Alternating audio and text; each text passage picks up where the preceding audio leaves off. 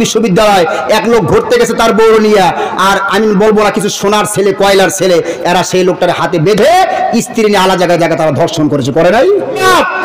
মুসলিম 57টি দেশ, পৃথিবীর 100 ভাগ তেলের 65% তেল আল্লাহ মুসলমানদেরকে দিয়েছে, বলেন সুবহানাল্লাহ। এই যুগে যেরকম আমেরিকা, ওই যুগে সেরকম ছিল রাসূলের যুগে ইরান। সেই ইরান বিজেতা ছিলেন হযরতে হুযায়ফা বিন ইয়ামান রাদিয়াল্লাহু তাআলা আনহু, বলেন সুবহানাল্লাহ। আবু হুযায়ফা বিন ইয়ামান বলছে, বাদশাকে বলছে, আপনি আমাকে ডাকছেন না? বলে হ্যাঁ। চুক্তি করার জন্য? তো হ্যাঁ। আপনি চেয়ার থেকে নামেন। হে মুসলমান মুমিনা, তোমাদের সন্তান সন্ততি আর টাকা পয়সা যেন আমি আল্লাহ থেকে তোমাদের গাফিল করে না দেয়। যদি হয় ওয়ামান ইয়াফাল, যদি আমার থেকে গাফিল করে আমি আল্লাহকে ভুলিয়ে দেয়, তাহলে তোমরা ফাউলাইকা হুমুল খাসিরুন, তোমরা ক্ষতিগ্রস্ত হবা। কি বলে মুসলমানেরা? সেই সময় এক মুসলমান আর এক মুসলমানের প্রতি কি দরদ আর কি ভালোবাসা ছিল। আর আজকে এক মুসলমান কিসের বউ কে কারে দেবে, কার বউ চুরি করে আনতে পারে, সেই চিন্তা মাথার মধ্যে হয় নাই? সিলেটে ওসমানী কি বলে সিলেট কি শাহজালাল প্রযুক্তি বিশ্ববিদ্যালয় এক লোক ঘুরতে গেছে তার বউ নিয়ে, আর আমি বলবো না কিছু সোনার ছেলে কয়লার ছেলে, এরা সেই লোকটার হাতে বেঁধে স্ত্রী নিয়ে আলাদা জায়গায় জায়গায় তারা ধর্ষণ করেছে, করে নাই? অন্যের বউ নিয়ে তারা ধর্ষণ তারা করেছে। এটা 2-3 বছর আগের ঘটনা। এই হচ্ছে মুসলমান। আমার ভাইরা, মুসলমান, এই মুসলমান এত সস্তা জিনিস না। আপনি মুসলমান যে বলছেন আমি মুসলমান, এই মুসলমান হওয়াটা বড় কঠিন জিনিস। কি বলে ঠিক কিনা? ये शहादत गहे उल्फत में कदम रखना,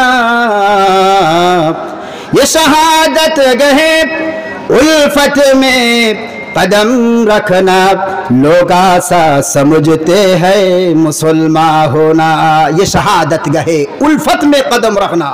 মুসলমানের ঈদগাহে ইসলাম গ্রহণ করা, এখানে আসাটা বড় কঠিন কাজ। ও মুসলমানরা আসার আগে হাজারবার চিন্তা করবা যে মুসলমান হবা কি হবা না, কারণ এখানে আসলে তোমার জীবন দেওয়া লাগতে পারে, বড় কোরবানি করতে হতে পারে তোমার। কি বলেন ঠিক কিনা? আমার ভাইরা, মুসলমান তাদের মধ্যে ভ্রাতৃত্ব বোধ ছিল, ভালোবাসা ছিল। এই জন্য আল্লাহ রাব্বুল আলামিন অল্প সংখ্যক মুসলমান, তাদের গায়ে কেউ হাত দেবে দুনিয়াতে এরকম সাহস সেই জমানায় ছিল না, বলেন সুবহানাল্লাহ। আমার রাসূল, ওই হাদিসটা যেটা পড়ছিলাম খেয়াল আছে আপনাদের, তারা ঐক্যবদ্ধ হয়েছে গোটা কাফেররা।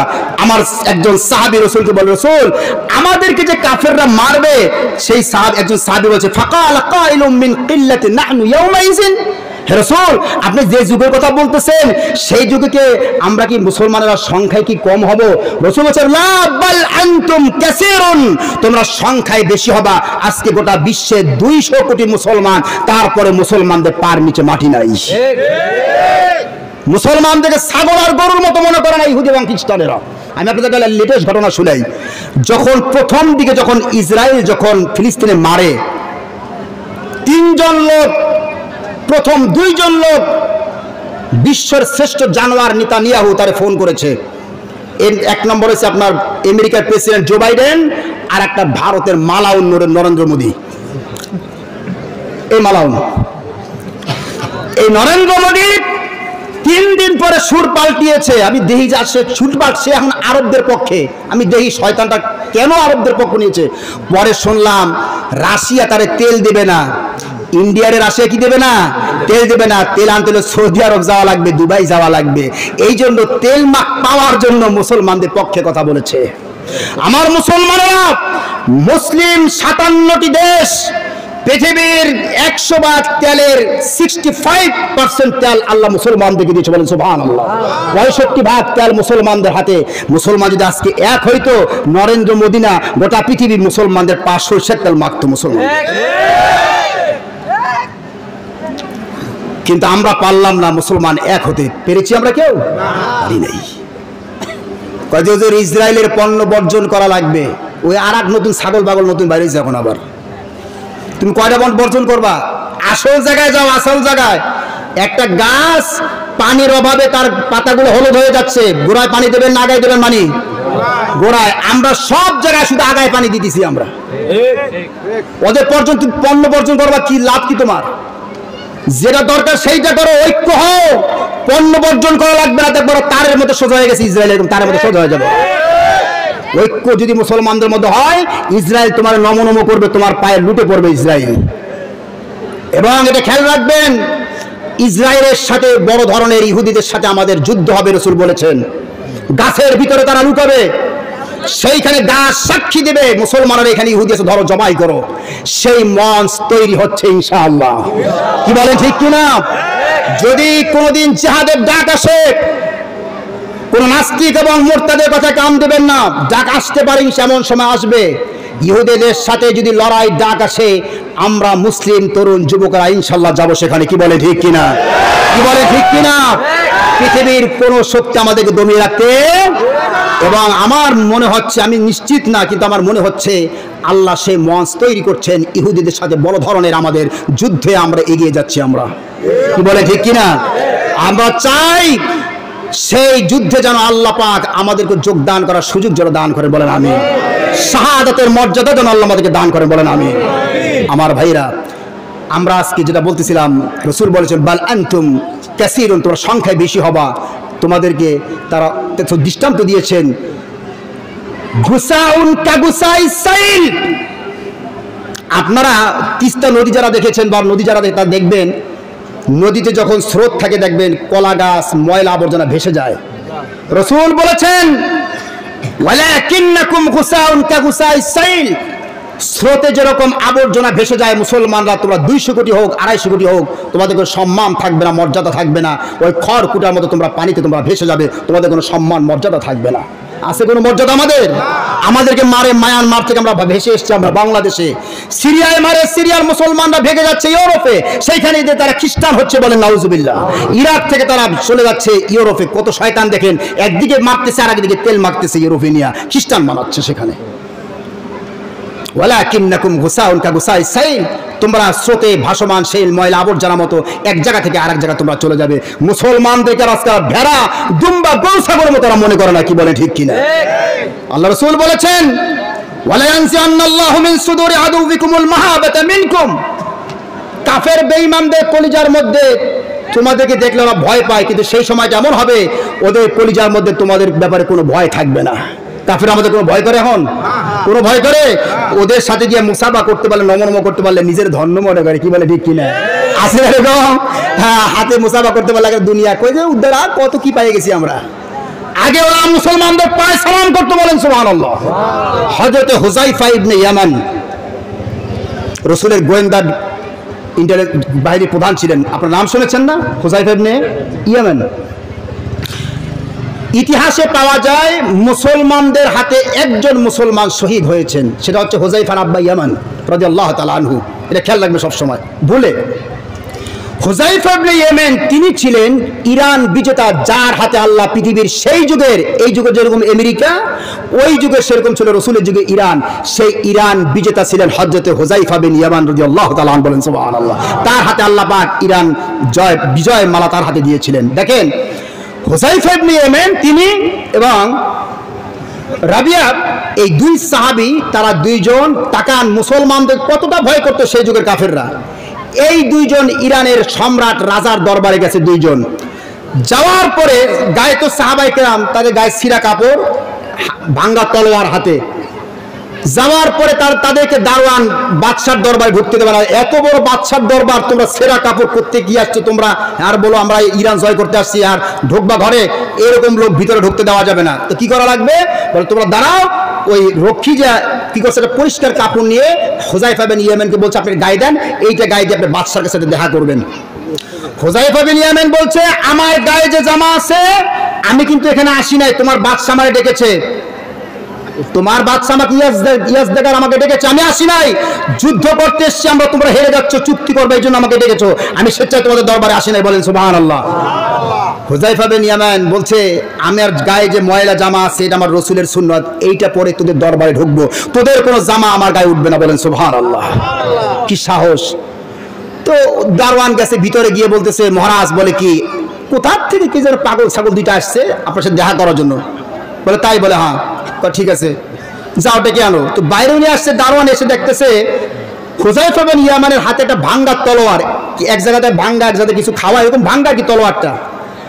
দারোয়ান এখন বলতেছে, খেয়াল করেন, দারোয়ান বলতেছে এই ভাঙ্গা তলোয়ার দিয়া ইরান জয় করার জন্য এসছো? বলে ভাঙ্গা তলোয়ার দেখছো, যে হাত দিয়ে তলোয়ারটা চলে সে হাতটা এখনো দেখো নাই, বলেন সুবহানাল্লাহ। এসে ঘটনা বলে শেষ করে এবারে দেখেন বলছে তাই বলে তোর হাতটা একটু দেখাও তো, না হাত দেখা লাগবে না, একটা কাজ করো, আপনারা যারা জাদুঘরে গেছেন তারা দেখছেন তীর বল্লম ঠেকাবার জন্য এরকম বড় গোল একটা দেখবেন এরকম পাতের মতো থাকে, এটাকে কি বলে, এটাকে ঢাল বলে। তোমাদের সবচেয়ে শক্তিশালী ঢাল টানো তাহলে দেখতে পারবা। ভাঙ্গা তলোয়ার দিয়া ওই ঢালটার মাঝখানে সাহাবীদের হাত তো ইমানে হাত এমন জোরে আঘাত করেছেন ডালটা দুইটা টুকরো হয়ে গেল, বলেন সুবহানাল্লাহ। এরপরে ওই সাহাবী দুইজন দরবারে ঢুকেছেন, খেয়াল করেন আমার ভাইরা।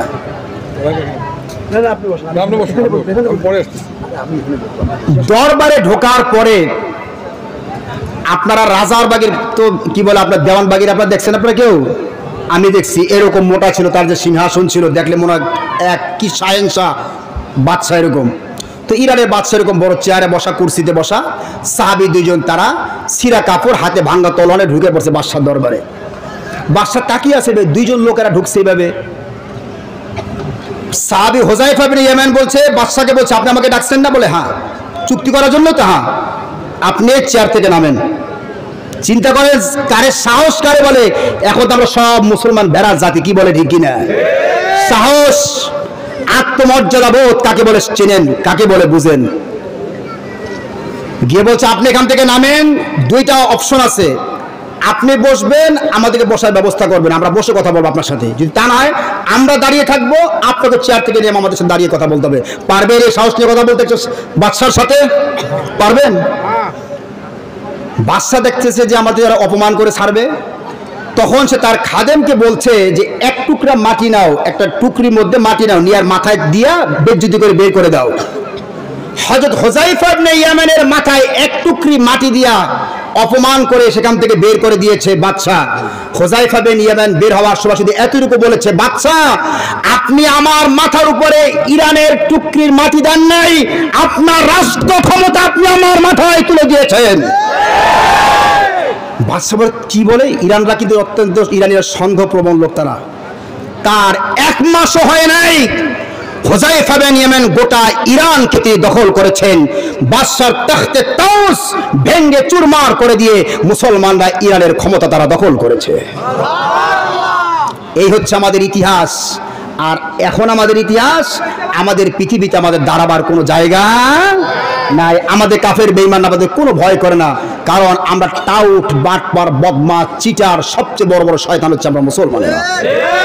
রাসূল বলেছেন তোমাদের অবস্থাটা কেন এরকম হবে?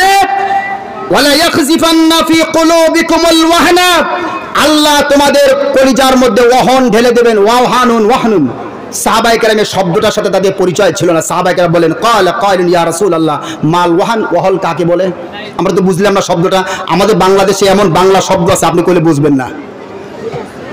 তট, এটা বলে অনেকে বুঝবে না। তট কারে বলে এখানে অনেকে বুঝবেন না। তট, তট কাকে বলে বুঝবেন আপনারা? হ্যাঁ, তট কারে বলে বলেন তো দেখি, বলেন কাকে বলে তট? বলেন, কেউ পারবেন? নদীর কিনারা। হ্যাঁ, নদীর কিনারাকে বলা হয় তট। এটা দেখেন বাংলা একটা শব্দ আমরা বুঝি নাই, তো সাহাবীদের মধ্যে শব্দটা অনেকে বুঝেন নাই। রাসূল বলছেন ওহন শব্দের অর্থ হচ্ছে হুব্বুদ দুনিয়া ওয়া কারাহিয়াতুল মাউত। মুসলমান তোমাদের কলিজার মধ্যে যখন দুনিয়ার মহব্বত আর ভালোবাসা ঢুকবে, তখন কাফের আর বেঈমানরা তোমাদেরকে মারতে থাকবে। এটা আমি যে আয়াতটা তেলাওয়াত করেছিলাম, লা তুলহিকুম আমওয়ালুকুম ওয়ালা আওলাদুকুম আন যিকরিল্লাহ, হে মুসলমান মুমিনা তোমাদের সন্তান সন্ততি আর টাকা পয়সা যেন আমি আল্লাহ থেকে তোমাদের গাফিল করে না দেয়। যদি হয় ওয়ামান ইয়াফআল, যদি আমার থেকে গাফিল করে আমি আল্লাহকে ভুলিয়ে দেয়, তাহলে তোমরা ফাউলাইকা হুমুল খাসিরুন, তোমরা ক্ষতিগ্রস্ত হবা। কি বলে ঠিক কি না? আজকে মুসলমানরা কাফেরদের হাত থেকে যদি আমরা বাঁচতে চাই, দুনিয়ার মহব্বত কমাইতে হবে, আর ওয়াকারাহিয়াতুল মাউত, মৃত্যুকে ঘৃণা করা যাবে না, মৃত্যুকে পছন্দ করতে হবে। যে প্রয়োজন যদি আজকে দেখছেন আপনারা, এক দলের লোক আর এক দলের লোককে মারতে গিয়ে দুনিয়ার ক্ষমতার জন্য মারা যায়। কি বলে ঠিক কিনা? রাসূল হাদিসে বলেছেন, হাদিসটা শুনেন, ইমাম আহমদ রাহমাতুল্লাহ আলাইহি মুসনাদ আহমদের মধ্যে 72টা কিয়ামতের লক্ষণ বলেছেন। রাসূল বলেছে কিয়ামতের আগে একটা সময় এমন আসবে, একজন আরেকজনকে হত্যা করবে, যে মারবে সেও জাহান্নামী, যাকে মারবে সেও জাহান্নামী।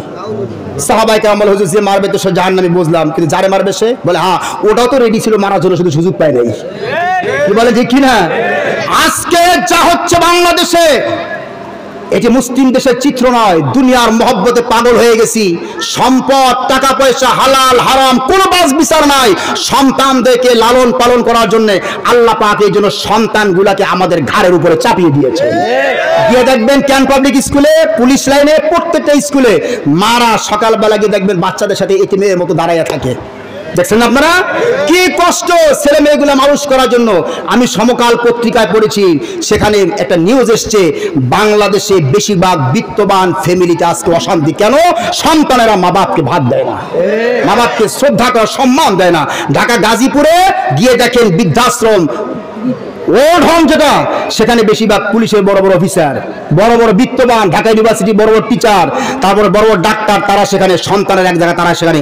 রিয়াজের শ্বশুর কিছুদিন আগে নিজে পিস্তল ঠেকিয়ে নিজে আত্মহত্যা করে নাই, করেছে কিনা? অবস্থা এরকম হবে যে আল্লাহকে দুনিয়ার জন্য, সন্তান সন্ততিদের কেরিয়ার করার জন্য যে আল্লাহকে ভুলে যাচ্ছে মুসলমানেরা, সেই সন্তানদেরকে আল্লাহ তাআলা গজব হিসাবে বাপ মার উপর আল্লাহ পাক চাপিয়ে দিবেন। কি বলে ঠিক কিনা? আল্লাহ তাআলা আমাদের সকলকে কোরআন সুন্নাহ বুঝে দুনিয়ার মহব্বত আবার বুঝেন না হুজুর, আমরা তো বুঝি উল্টা, আমাদের কামে উল্টা বুঝা। ওয়াজ শুনবে একটা, কবে আর একটা। আমি কিন্তু কাউকে বলছি না ব্যবসা বাণিজ্য বাদ, খুব ভালো করে শুনবেন। ইসলাম ধর্ম এমন একটি ধর্ম, নো হিন্দুইজম, এটা হিন্দু ধর্ম নয়, এটা খ্রিস্টান ধর্ম নয়, এটা ইহুদি ধর্ম নয়। দুনিয়াও করবেন, আখিরাতও করবেন। কোরআনে বলা হয়েছে ফাইদা কুদিয়াতিস সালাতু ফান্তাশিরু ফিল আরদ, ফাইদা কুদিয়াতিস সালাত আখিরাত, আর ফান্তাশিরু ফিল আরদ দুনিয়া। আখিরাত এবং দুইটার সংমিশ্রণ নাম হচ্ছে ইসলাম। বলেন সুবহানাল্লাহ। ব্যবসা করবেন, বাণিজ্য করবেন, সব করবেন, তবে আল্লাহকে ভুলা যাবে না। নামাজের সময় হয়েছে, সাহাবায়ে কেরাম কুরআন উঠিয়েছেন, আল্লাহু আকবার বলেছে, দ্বিতীয়বার আসার সামনে কুরআন মারে নাই, পিছন দিকে ফিরে তারা নামাজ পড়তে চলে গেছে। আপনি ব্যবসা করেন, বাণিজ্য করেন, নামাজ ঠিকমতো পড়েন, আল্লাহকে স্মরণ করেন, আল্লাহ আমাদের সহায় হবেন। আল্লাহকে সকলকে সাহায্য করে, বলেন আমিন। আল্লাহ পাক সমস্ত বিশ্বের মুসলমান, মুসলিম মুসলমানদেরকে কাফেরদের হাত থেকে যেন আল্লাহ পাক হেফাজত করে, সকলে বলে আমিন। আসসালামু আলাইকুম ওয়া রাহমাতুল্লাহি ওয়া বারাকাতুহু।